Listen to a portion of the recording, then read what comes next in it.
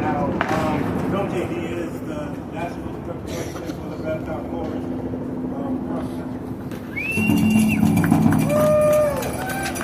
It was Noche, Diaz for the Baptist Chorus for the emancipation of humanity. 1.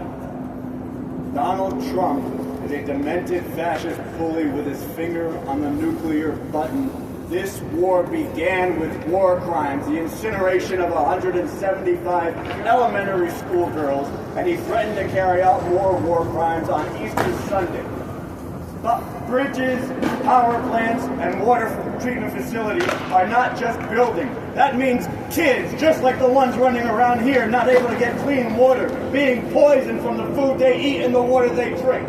That means the elderly and the sick not getting the treatment they need and dying in a country that is under siege. A country of 93 million, who today he threatened to wipe out entirely.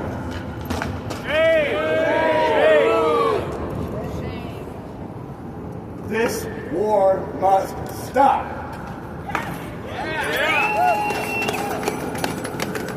2. If Donald Trump begins to even try to carry out his threats, this country must be brought to a halt. Every university should have students walking out of class and demanding that no business as usual goes on while people are being slaughtered in our name.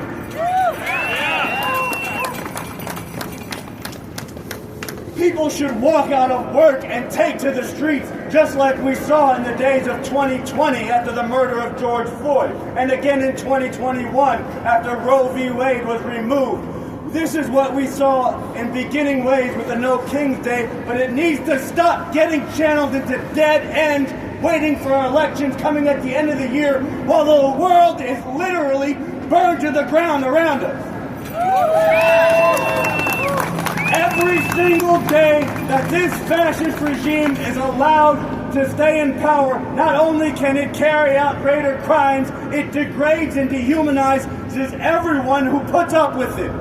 The blood of the Iranian people will be on every silent tongue and every idle hand if we do not stop it.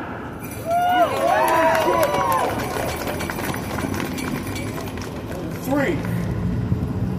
Genocidal war, unfortunately, is not a new thing for America. Since World War II, 14 million people have been killed by U.S. invasions, occupations, bombings, and mass slaughter. Donald Trump is the most extreme conclusion of what this country is, because there is a system served by Republicans and Democrats, and that system is rotten and illegitimate. It is long past its usefulness, and there is no good reason for us to live this way any longer. The RevCom, we follow Bob Avakian, who has written a constitution for a new socialist republic, which would shut down every single military base the U.S. has in 100 countries around the world, outlaw the use of nuclear weapons, and the carrying out of wars of invasion. Day one, there would no longer be a world that is held hostage by nuclear-armed crime families competing over who is going to dominate the world and control the destiny of humanity.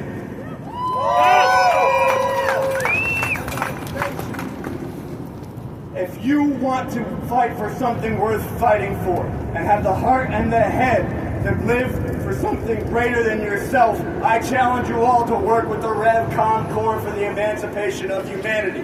Message us at the RevComs on any social media, whatever thing you got. Reach out to us to make plans for how to respond if this threat gets carried out and carried through with tonight, so that beginning tomorrow, momentum is growing to bring this to a halt.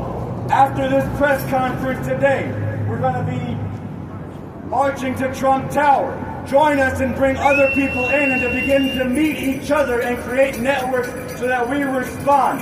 We cannot be silent as a genocidal war is carried out in the name of protecting Americans or the world from a nuclear Iran, or protecting Iranians from their regime.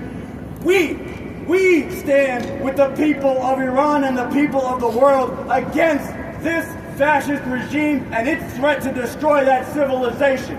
We stand in the name of humanity, refusing to accept a fascist America, and we need and we demand a whole new way to live and a fundamentally different system. Yep.